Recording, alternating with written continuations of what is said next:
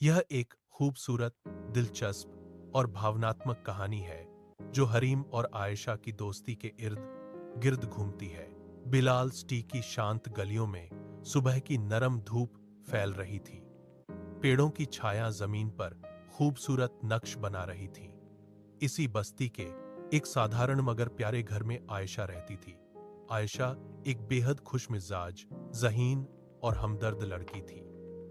उसके चेहरे पर हमेशा मुस्कुराहट रहती थी, जो दूसरों के दिलों को सुकून देती थी। दूसरी ओर हरीम, जो शहर के दूसरे हिस्से में रहती थी, एक साहसी और संवेदनशील दिल की मालकिन थी।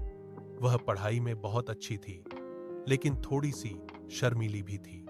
किस्मत ने उन दोनों को एक ही स्कूल में मिला दिया था, और यही मुलाकात उनकी जिंदगी का सबसे खूबसूरत मोड़ बन गई। पहली मुलाकात। यह स्कूल का पहला दिन था। हारिम नई कक्षा में दाखिल हुई तो उसके दिल में हल्की सी घबराहट थी। वह किसी को